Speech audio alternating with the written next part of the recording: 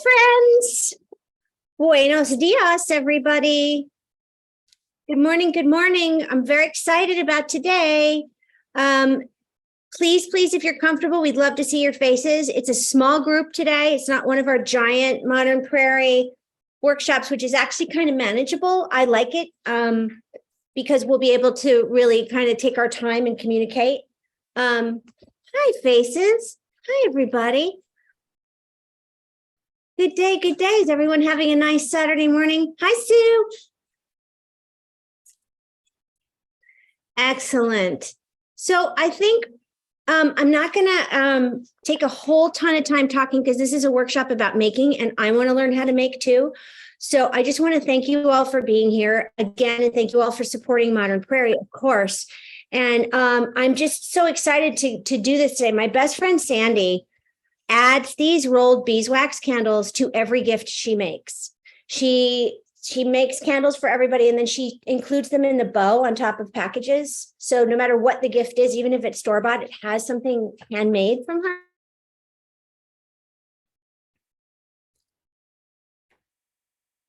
Oh no, she's pausing. She's using my word of the year. Bro.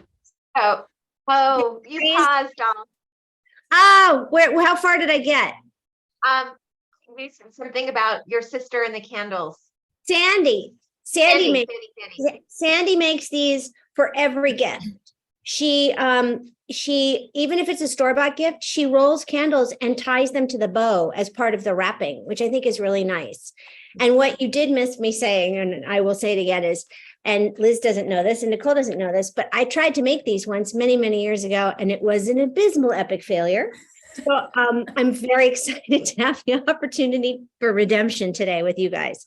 So I'm going to shut my trap and I'm just going to turn it over to Liz. And it's such a manageable group. If you have any questions, just, you can type it in the chat or you can just wave. Nicole and I are watching. And if something should happen and you need us, just let us know, because it's just us 8, 7. Yeah, just a few of us. Perfect. 10. Okay. All right, Liz, thank you so much. And the floor is yours. Thanks so much. I am so excited to be here. I love small groups.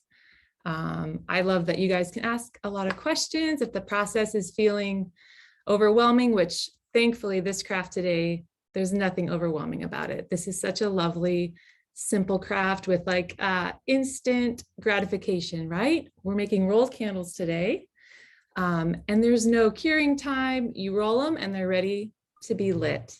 So I'm so glad you're all joining us today. Again, I'm Liz here with the Crafters Box, and I love meeting new communities of makers.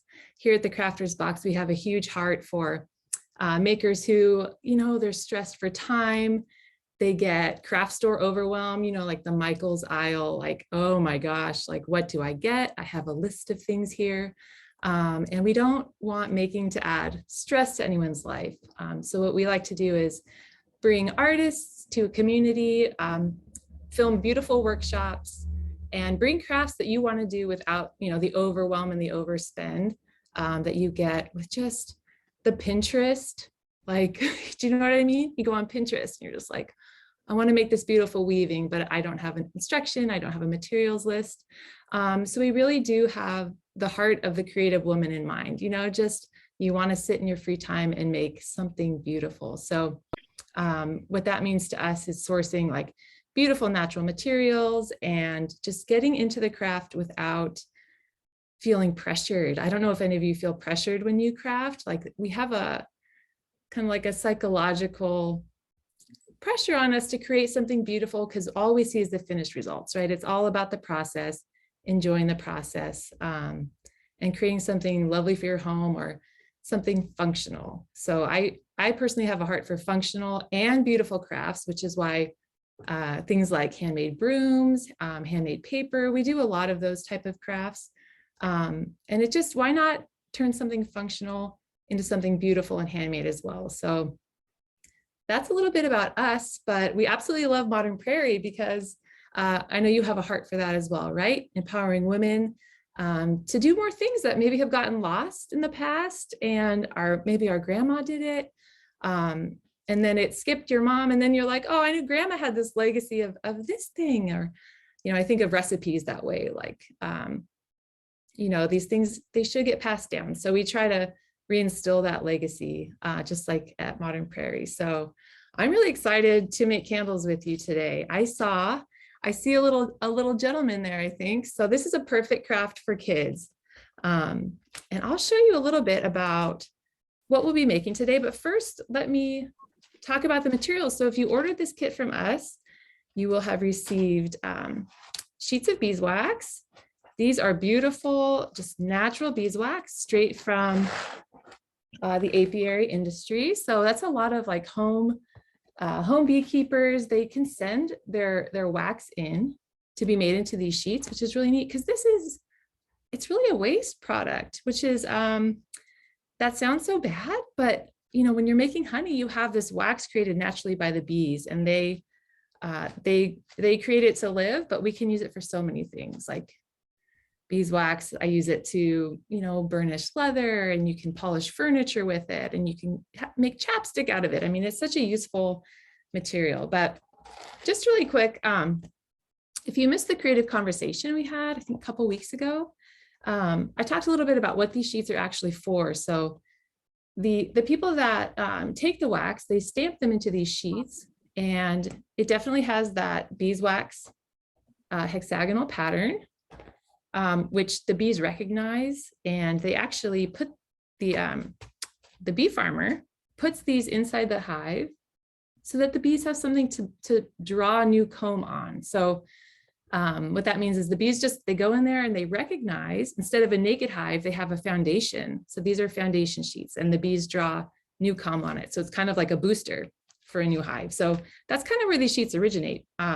We have them in the kit in 3 different colors. So if you have our kit in front of you, these are roughly 16 to 17 inches by 7.5 inches. And we'll be breaking them down. So there's a white, and there's a blush. Yeah, so Melissa has them there. If you're working with different sheets, I mean, that's totally fine. There's a lot of wonderful places that really take care of the bees that supply these. So kind of the trick there is going to be figuring out how you want to break down these sheets, because the process involves cutting them in certain ways. And so you want to have your end goal in mind. If you want to have a lot of these really beautiful, I mean, I just think of these as like the dinner stick, dinner candlestick, just down your table, making a really beautiful aesthetic as you eat dinner. This is going to be one sheet for a pair, right? So you could end up with 2 candles per sheet. If you wanted to make something like a pillar candle, right? Like this. This is 1.5 sheets, just rolled a different way. So you're going to want to kind of think about how you want to use these sheets. I'll also be going over these kind of fun, twisty, I hope you can see the color there. It's like a spiral. Can you all see? Hold it up maybe closer to the camera on your, I kind of see. Oh yeah, is that blush and the creamy white color? It's blush and white. Yeah, you can use any color though. And those you can make 4 out of a sheet there.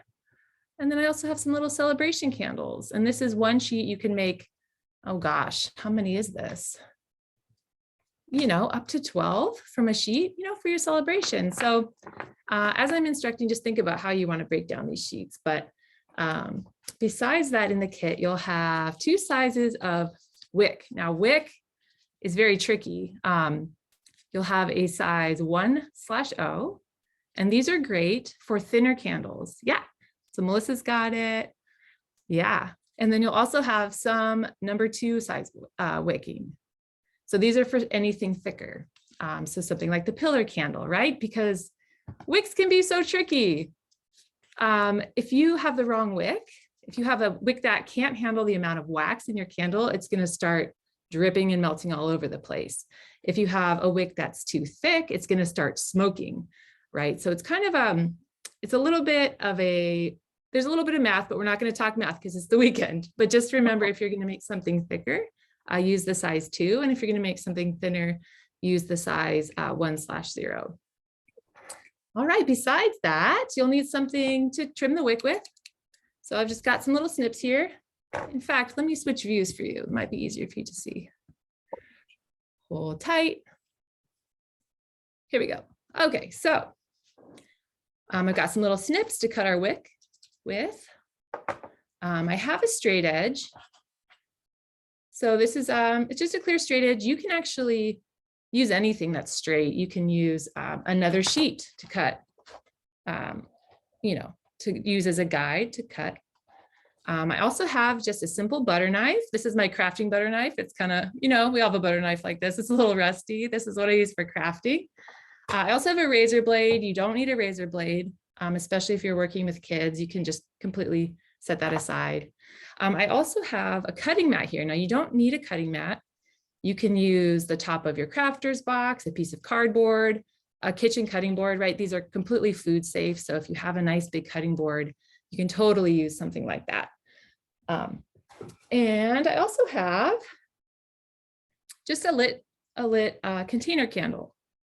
Depending on your climate, and maybe give it a little test here. We're going to talk about climate. So if your sheets are nice and flexible like this, they're going to roll just fine without any additional temperature treatment. Yes, Melissa, she's got it. Yeah, that's nice and flexible. If you are in a climate where it's just feeling a little brittle and you think it might start cracking, go ahead and just light a container candle, or even, I mean, any candle will do. You can also use a hairdryer, which is less relaxing. And I won't blast your ears for this tutorial with a hairdryer. But you're just going to want to soften the wax to make it pliable for rolling. So that's kind of what I have here in my setup. And just feel free to work with what you've got. So to begin, let's roll this beautiful size. First of all, any questions? Please feel free to stop me if anything's not clear. But I think it's in the chat. There's, oh, awesome. nope. You get a lot of sheets. No, just everybody's excited and happy. Nothing so far. The blush color needs to be a winner too. Good, good. Yeah.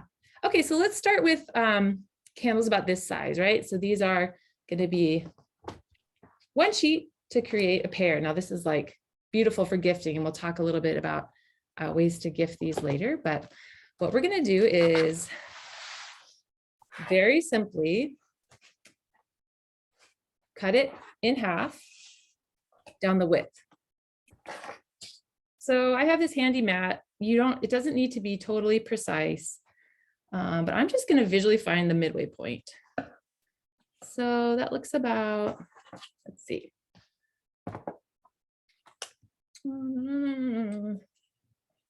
Measuring is not my strong suit, which is why I like this craft. So that's 16.5. So I'm going to go to about here.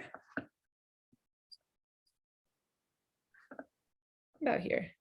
Again, it's really, really not fussy. And I'm going to actually take the blunt side of my butter knife here and just kind of, you don't have to push all the way through. I'm just going to score a line down that center point. And if you don't have a cutting mat, it's no problem, because you can actually just score it and bend along that line.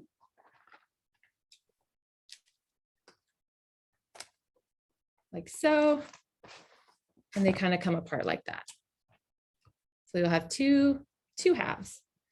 If you have any little furry edges from the scoring, that's fine. You can really just push them back into place for a clean edge. Okay. Now I'm going to look a little more carefully at my halves. So this is pretty normal here. I have a little munch taken out right here.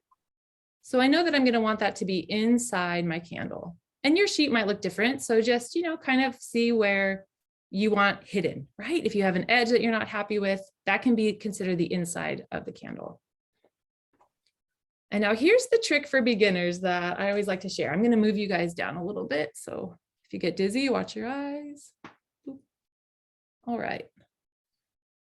So here's the trick. And Melissa, I think I might know why the first time you did this, maybe it didn't turn out so hot, because I hear this a lot from people. But you're going to look carefully at your honeycomb pattern. And if you'll notice, if you hold it oriented towards yourself one way, the little hexagons are going at a diagonal. It takes a minute. I have to second guess myself every time. But if you look at how the hexagons are running, they are running up my sheet here. Actually, see, I did it wrong. Can you see with this light? I hope so. Yeah, I think so. Okay, great. So the hexagons are offset. So you actually don't want to roll from the bottom edge where the hexagons are offset. Is everyone tracking? I know it's a little bit weird. Maybe if we turn it, you'll see what I mean. So there you look again, and they're running in rows, horizontal rows. Do you see that? It's a very slight difference. Yes, I do. Yeah. It's really kind of seeing it in if let me just see if this is kind of clears it up. If you hold it up one way, they look like they're going Yeah. not diagonally, but they're going kind of catty corner. Yes. And then if you go the other way, they look like they're going straight across. Yeah, yeah. That's exactly right.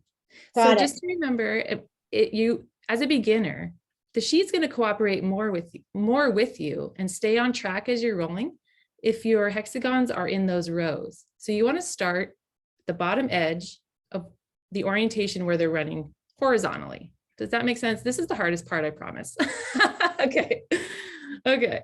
And then, so I've got my orientation, and remember I have this little munched edge here. So I'm actually going to flip it. So they're still running in rows, but I want to hide this little bit. So I'm going to start with this as my rolling edge. All right.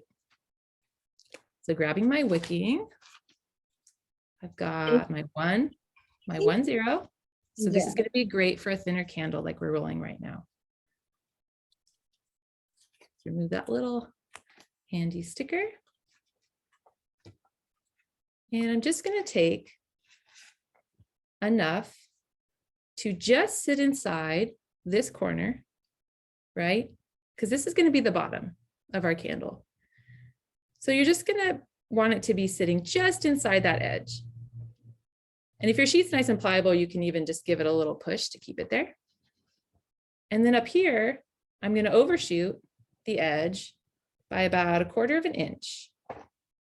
And I'm going to give it a little snip. So there we have the length we need.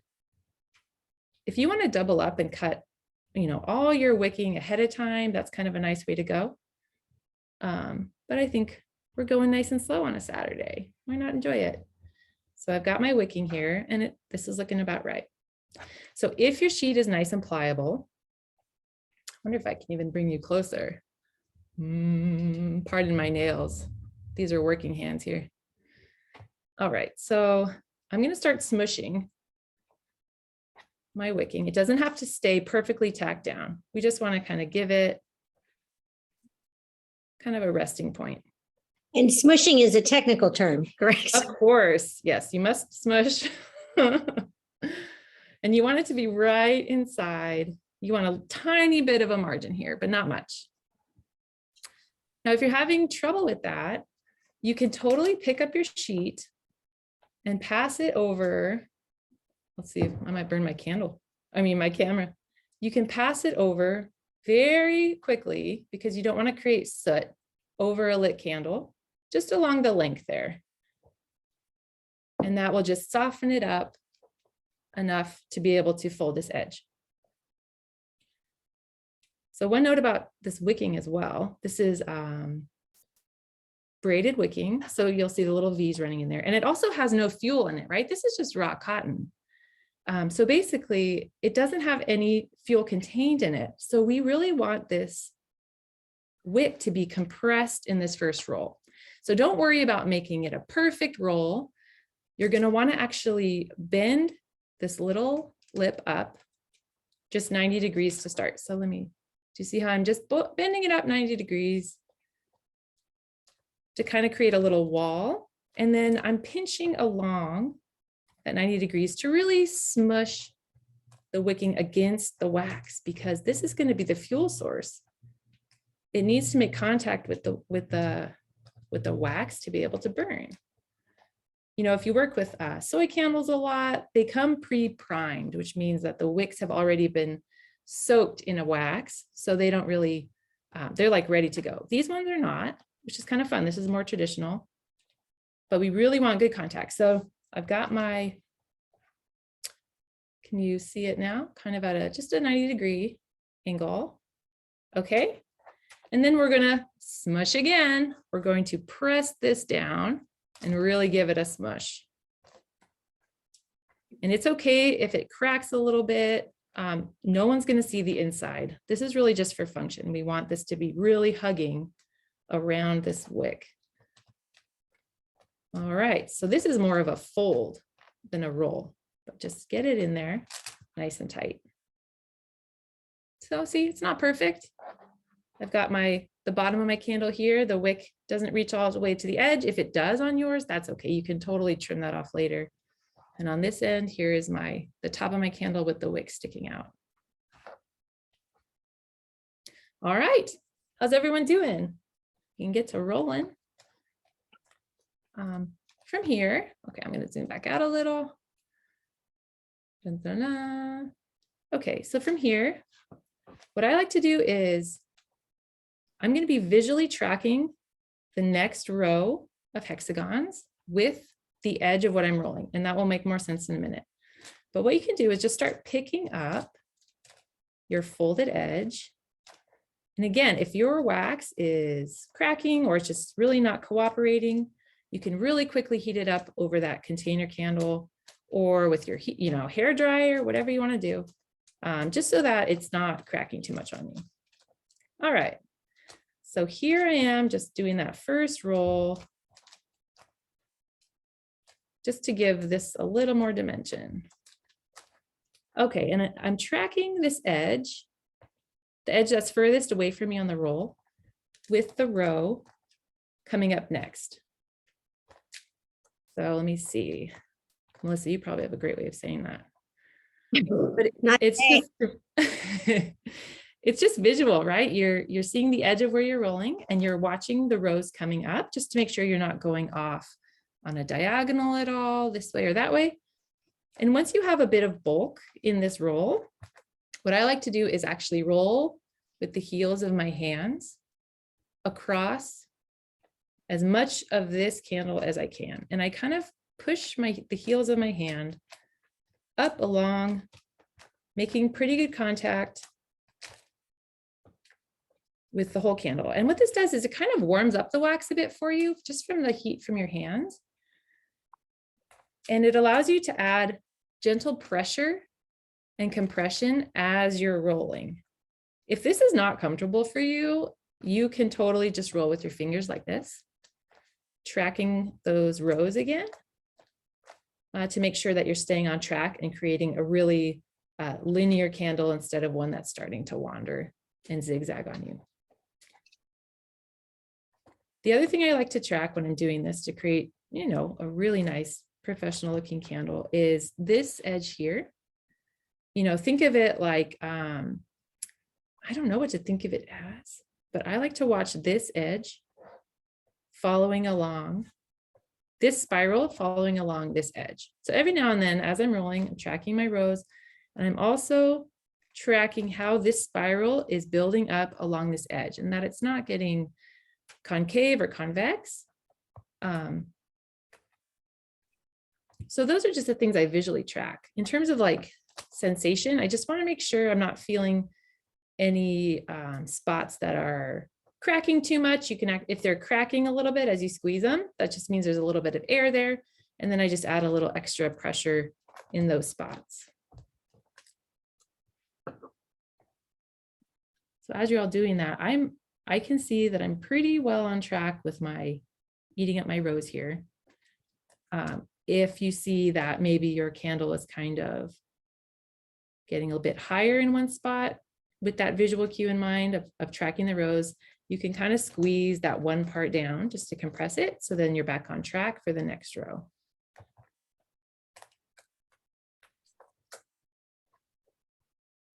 And just continuing to push, adding gentle pressure from the top, because again, we really want as much contact with that wick as possible.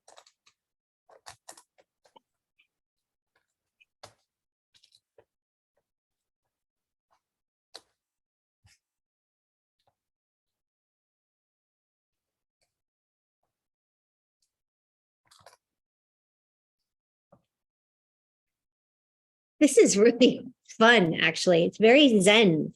Isn't it easy and just And it's not feeling difficult. And this is when I kind of relax when I'm crafting, and then something bad happens. So I'm staying sanguine about my achievement. Look at you guys. I know. Have already done it. And that's my wick is too short, I think, but we'll see when I'm. Listen, that's okay. If you think your wick's too short, you can try to give it a gentle pull from the center, right? Again, like people don't burn the candle all the way down to here. So it's okay if you're missing a little length of wick in the bottom, because at that point the candle has, burnt out. So you can give it a gentle pull from the top if you like.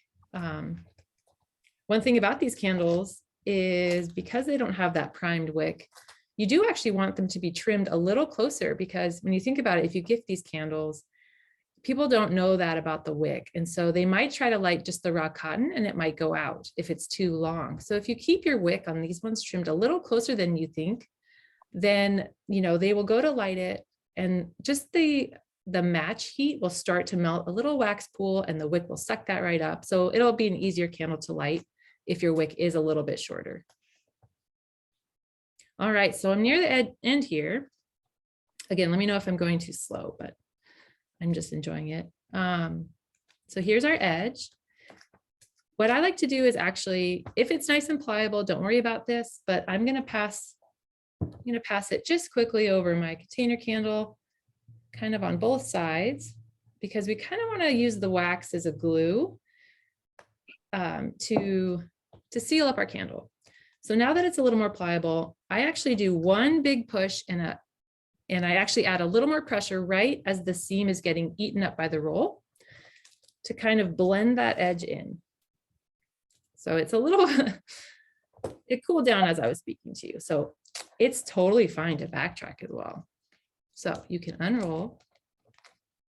And again, I'm just going to add a little heat with my container candle.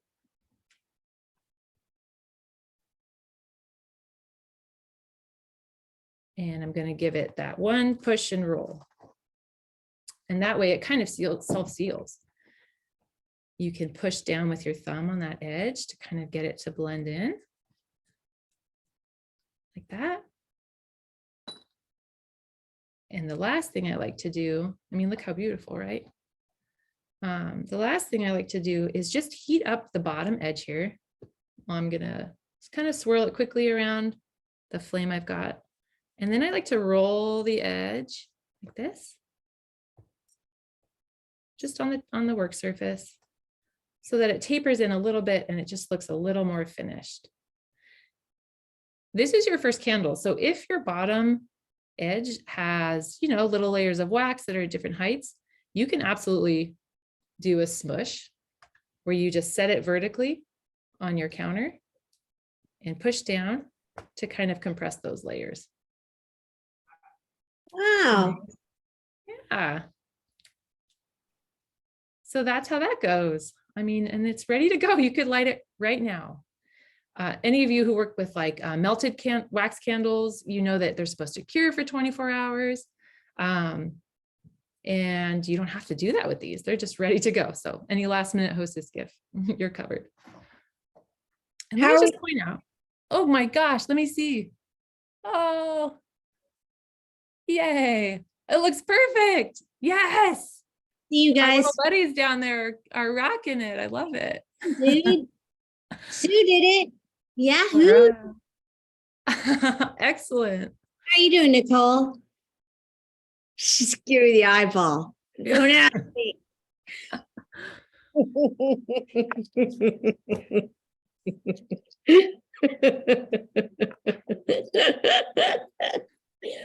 This is really great. Yeah. Everyone's candles look great. For first candles, you guys are ahead of the curve. I like it. So that's our beginner candle, right? And you can see how they end up looking on the surface. The rows are in a certain shape. Now, if you're feeling bold and you want to roll against the grain that I shared at the beginning, you know, and you're feeling confident, you can keep it on track because it will fight you a little bit more, but it does end up with a different surface texture. So I like how it looks, but they are a little trickier to get straight. So can you see the subtle difference? These ones are running this way and these ones have kind of a diagonal. Oh yeah, that's kind of, love that. How cool. Right? Yeah, so now that you know the fundamentals, you can give that a shot. The smell of this wax is really nice too. Oh, nice. Yeah. It smells a little, you can smell a little bit of honey. Yeah. Yeah, I love it. I love it. Okay, so you could roll, you know, if you have, you know, 6 sheets, you can make 12 of these and you could roll just these all day, which is really fun. Let me show you how to do a pillar candle. So it is slightly different. We're just going to do a different cut.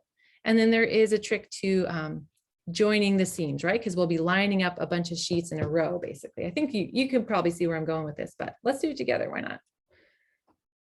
So these are great. Actually, the thing I love most about this size, this is 1.5 sheets, by the way, and I'm going to use the size 2 wick here.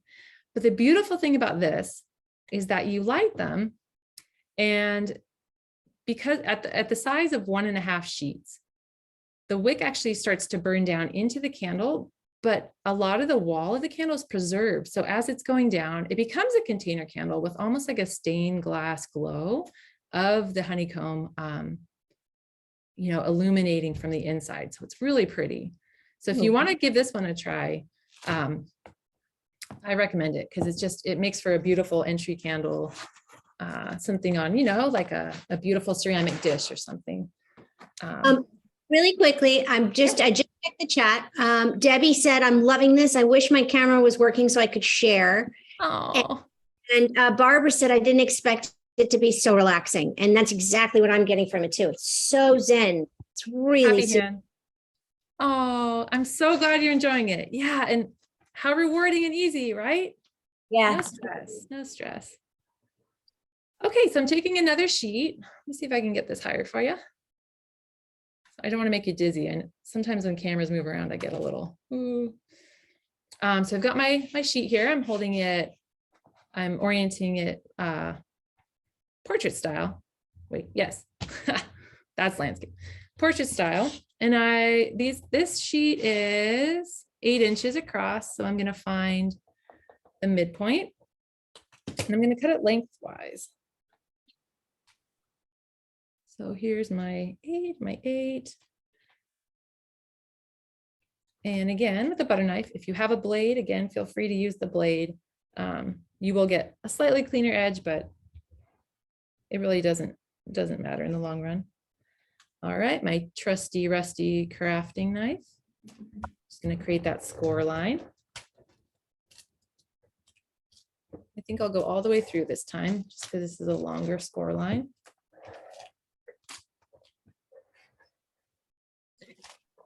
So I don't have a ruler with me. Okay. I could run upstairs and get it, but what I did was I took a piece of, I got prairie with it. I took a kitchen twine, right? Let's assume we're out in the middle of nowhere in Kansas in our little log house and we don't have a ruler. So I took a piece of kitchen twine because it doesn't have to be entirely 100% mathematically accurate. And I took the kitchen twine across and then I folded the twine in half and did it again to get my halfway point. And that's where I marked it to score it. So brilliant. You know what? Necessity is the ma. Right? We overcomplicate things because we have so many conveniences. Isn't it funny? That's brilliant, Melissa. I love it. Well, it's not, scientifically accurate, but I think it serves the purpose for now without me having to run upstairs and get the ruler. It's perfectly imperfect. I love it.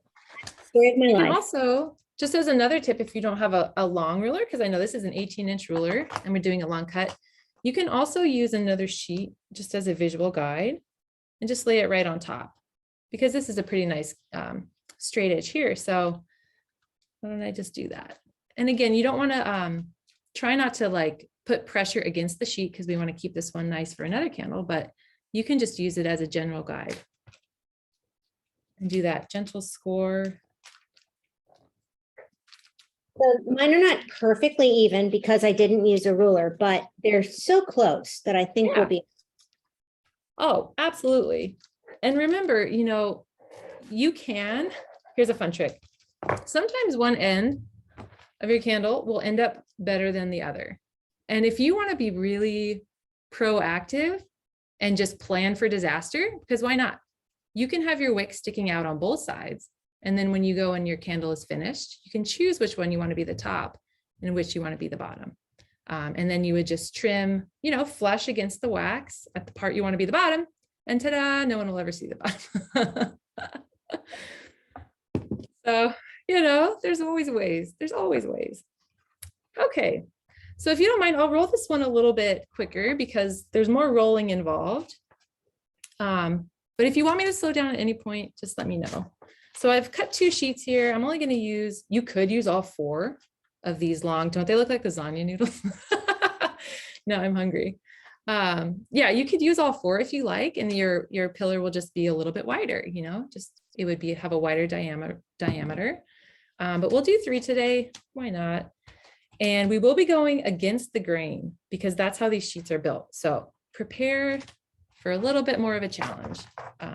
You'll do great. And your candle will still work, even if it's not perfectly rolled, which is the beautiful part. All right, so I found my least favorite corner. Here it is. Bringing you back down here. All right. So here's my little least favorite corner. That's going to be hidden inside. We're just going to entomb it. And I'm grabbing my size 2 wick. And the process is basically the same, right? For this first roll. If you want to do that, you know, preparing for imperfection, you can cut your wick a little bit longer, right? So it's hanging off both ends. So you can choose your top and your bottom later. And are we being mindful of the direction of the honeycombs this go around? Melissa, that's a great question. We are not for this one because we need this length, right? We need this length to create a really wide candle. So we're using the full length of the sheet. And if you'll notice, at least on my sheets are different. So if you've sourced your sheets from other places, yours might be in the correct orientation with the rows. Mine are offset. They're in that kind of like brick pattern. So it will be a little more challenging, but we can do it. If you don't want to run that risk, you can cut the sheets in into whatever widths you want, right? Down this way to create thin strips. And then the rows will be in the correct orientation. If you don't want to mess with the diagonal. So, I mean, it's just up to you. I think you've all rolled one candle and you know the tips and tricks. So I think you should feel confident for this pillar candle. So I'm smushing that wick into the wax. Again, if it's just kind of clicking out of place, you know that it's like tacky, but it's just clicking out of place. You can warm it up a little bit with a candle or a hair dryer. In the summer, you can just leave these sheets in a sunny window for like 5 minutes and they're perfectly ready to go. You know what, ladies? I need to plug in my computer. I guess this outlet's not working.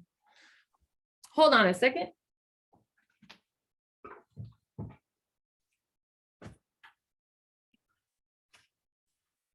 All right.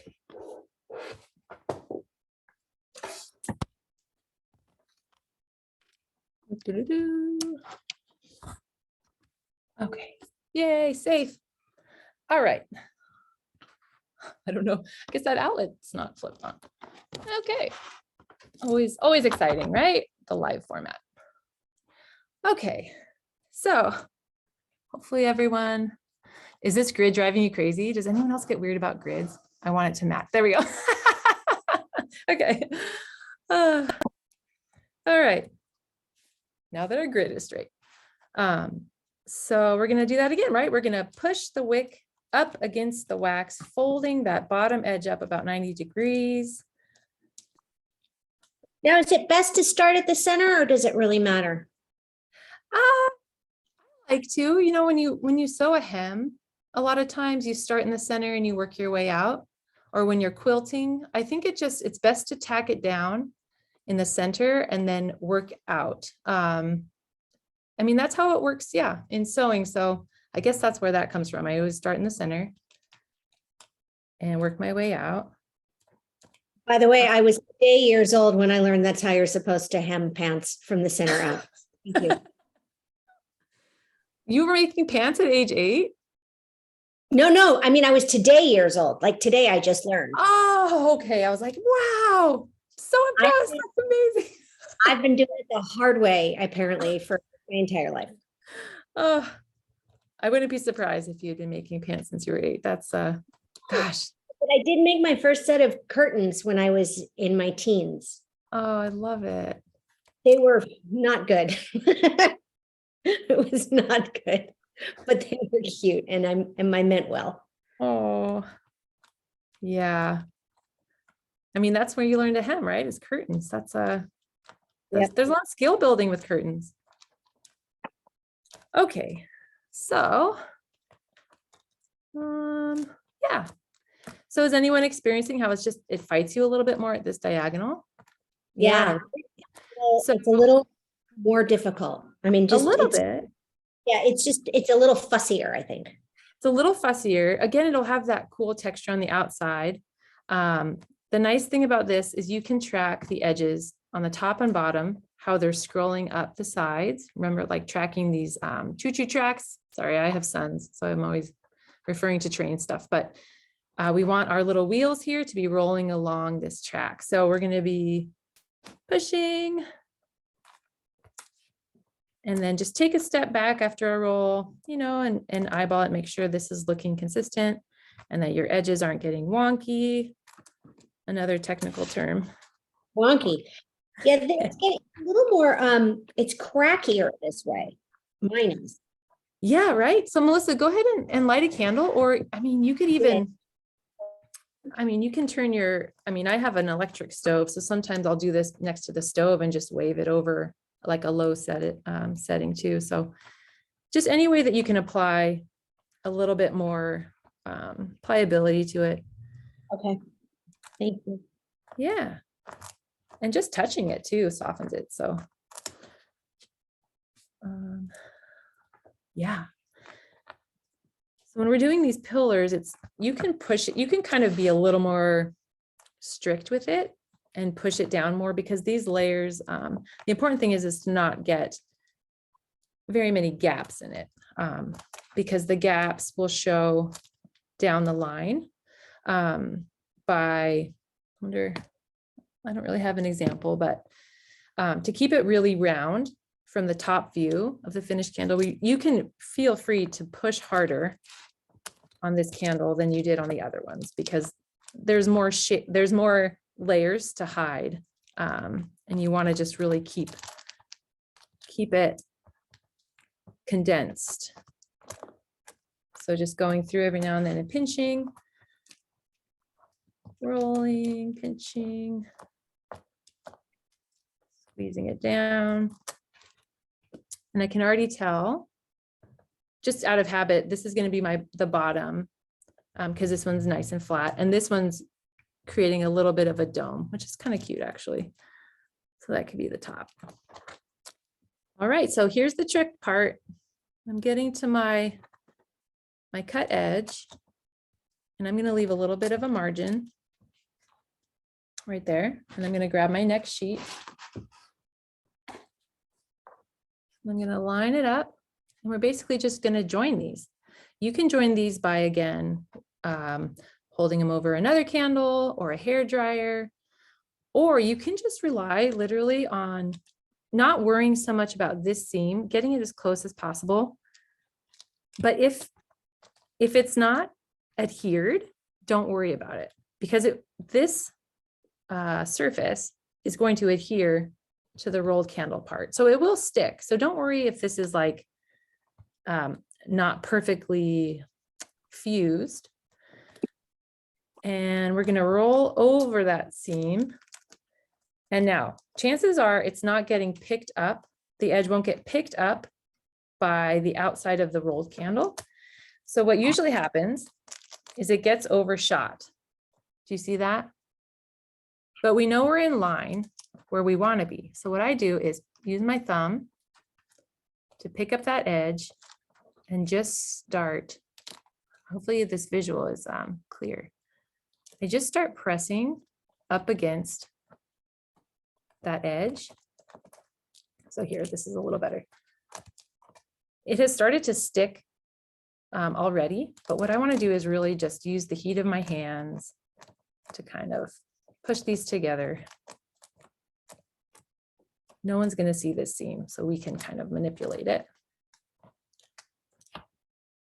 And now we're on track again. See that? And then you can continue on.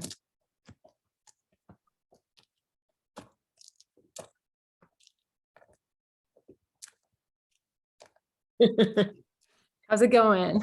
It's going. Yes. I mean, these are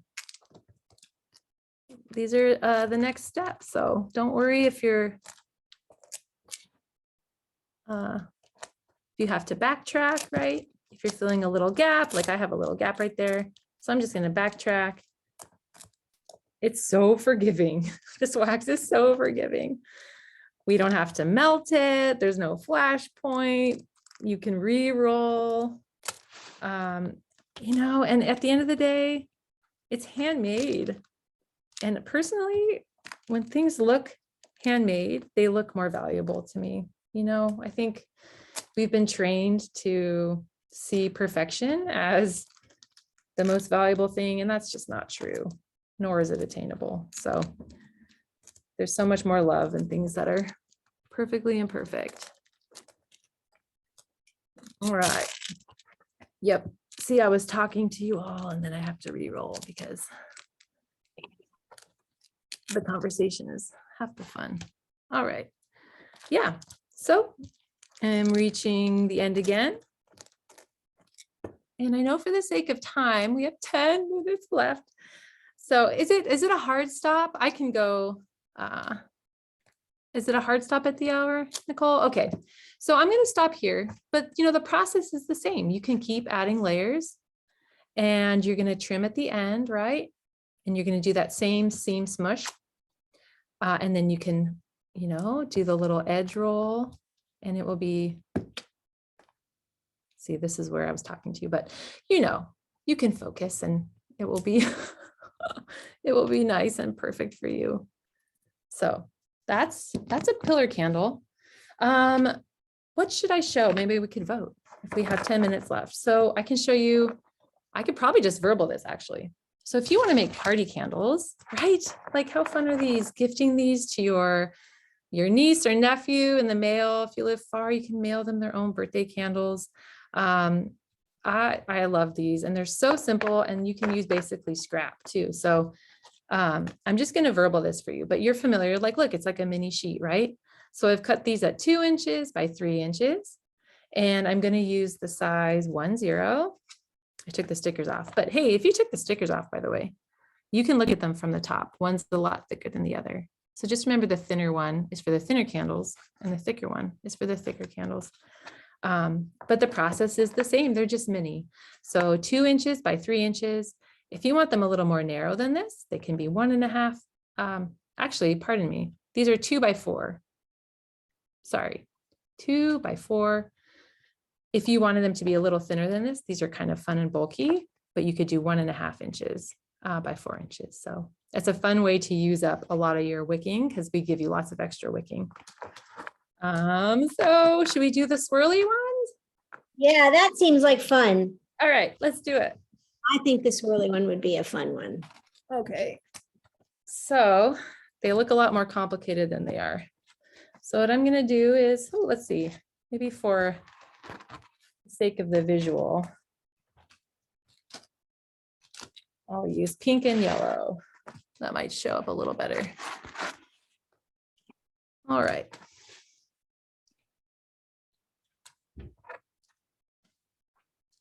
So these are just really fun. They're kind of like Dr. Seussy a little bit. So I'm just using half sheets. And you're going to use 2 at once. So I've got just a half sheet of yellow, a half sheet of the pink. You're going to cut it a diagonal. Let's see. This doesn't have to be perfect either. If you want the base to end up a standard size, so this is the standard candlestick holder, 7/8 of an inch is standard candlestick holder. Then you're going to want your base to be, I'm sorry, where's my line here? Okay, you're going to want your base to be half of what it would be for a normal sheet because we're rolling a double layer. So that's going to be 4 inches. I'll do 5 just so that you guys can make sure. But if you want it to be standard, you're going to want to cut at an angle from the top to about 4 inches from the corner. Oops, here we go. My bad. I'm going to do 5. So it'll be a little thicker than standard, but I think just so you can get a sense of the process. So I'm holding my ruler, or, you know, you could lay the sheet across it just to cut from just, I'm not right at the corner on the top. I'm going to move it over just like a half an inch down to about 5 inches across on the bottom. And I'm going to cut both sheets together. There we go. All right. Okay, so this is what you'll have. 2 sheets like this. Little sailboats. And then we're actually going to lay them this way. So you want the long end towards you. I'm going to take my size 1 wick, lay it across, give it a snip, and luckily these rows are going to cooperate with me this time. I've got my horizontals. Now you're rolling 2 sheets at once. So it does take a little more strength and just determination. Hold these up.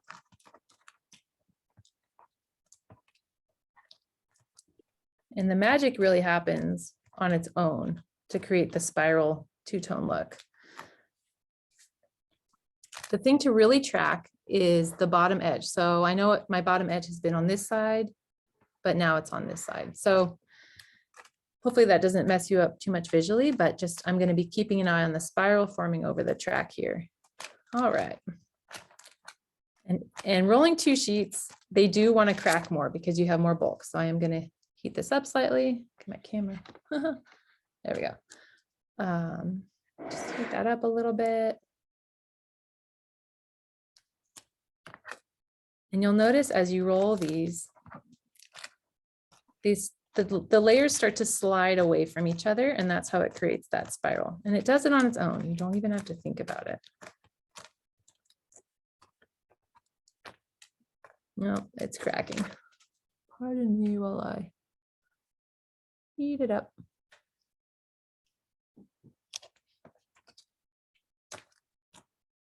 All right. These are also really fun for kids. Oh my gosh, giving these to kids for birthday parties and things. They're just really fun and playful. And kids love making them too, just because they're colorful and fun, funky. So you'll see as you roll these, if you choose to make this style, they naturally start to offset each other and start to swirl. And it creates almost this fluted kind of petal opening kind of a look. So I actually don't like to smush these down. I like to let them kind of be free, and they look, I don't know, they look really architectural or something. So, but it's up to you if you want to smush them down. Embrace the smush. All right, push, push, push. And yeah, they kind of just form on their own. So there, got a little. Oh, yeah. Yeah. So it's just physics. We don't have to know why. We just get to enjoy the results. All right. And then you trim your wick. Yeah. So I know we have just a few minutes, but let me show you. Okay. So this is my favorite way to gift these. I like to take, so this is handmade paper I made forever ago. It's a little bit wrinkled, so I don't know, you know, kind of what the use would be other than like beautiful stationery or wrapping. So I like to just use my little straight edge. Actually, why am I making it harder on myself? I like to cut, you know, a strip of paper.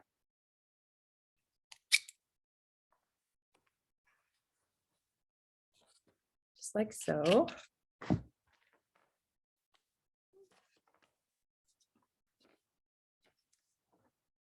And I like to place the candles between. Oh, look, Melissa, I saw it. Did you see it? Oh, yeah. How fun. So Yeah. fun. Okay. And then we like to fold the paper over. Now, if you were really, really cool, you could add a little melted beeswax as a seal right here. But I'm just going to have to fake it because I have glue, but we don't have time to watch it dry. And then I like to take some twine.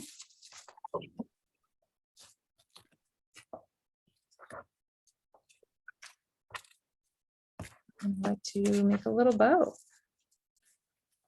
Now, I mean, I love what Melissa was saying about her friend who gifts these. Honestly, gifting a beautiful purchased pair of candlesticks with some handmade candles, it's Nice. just so lovely. Yeah. Right? Really thoughtful, beautiful gift that someone will have forever. Not the candles, but the candlesticks for sure. Yeah, yeah. And you know, there's so much symbolism around candles, you know, they're a great hostess gift, you know, bringing light into someone's home and just wishing peace and happiness with candles, I think is so lovely. So then I like to take, this is a preserved fern, but you could use a fern from your garden. And I hate to destroy this, but I will for you all because this is too fun. And I like to just kind of strip off the bottom foliage, you know, slip it under the bow. Oops. Just like that. Maybe add a sprig of something. And these are dried, so they come apart. But I mean, look how lovely, right? That's beautiful. What a lovely gift. If someone gave me that, I'd be so thrilled. Yeah, right. I would love to receive these. I need to make more crafting friends. They all want me to do the crafting. They rely on it for me to teach them. But man, I would love to get a pair of those. Well, I can't believe I made 3 candles today. Yay! That's great. And they're ready to go. That's the best part, right? I'm very excited about this. So Yeah, Liz, Joan has a couple of questions if she may. Yes. So Joan, if you'd like to unmute yourself, absolutely. Thank you. Liz, this has Joan. been fabulous. Hi, everybody. So I did get my first one done, so I was happy about that. And now on the pillar candle, given the perfect imperfection theme, Yes.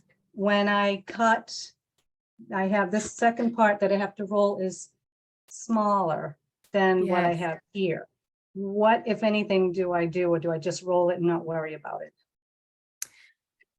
You can roll it and it would become a custom design, just that Joan comes up with, and everyone would want them.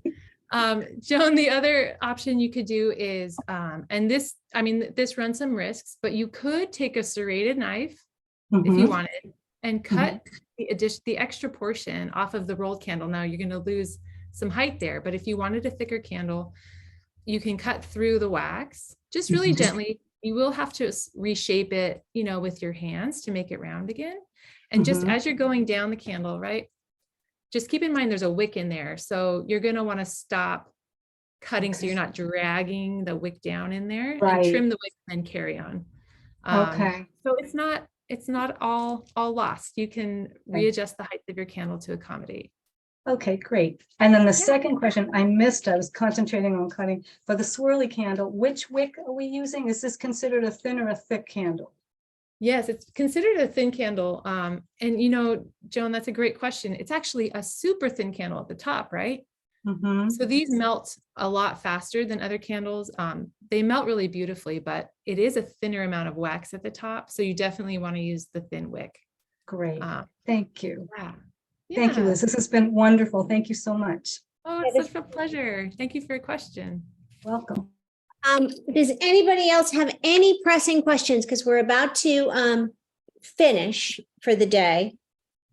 If you've got anything, just give us a wave. And if not, yeah, this went really, really well. Liz, thank you so much. This was just You're welcome.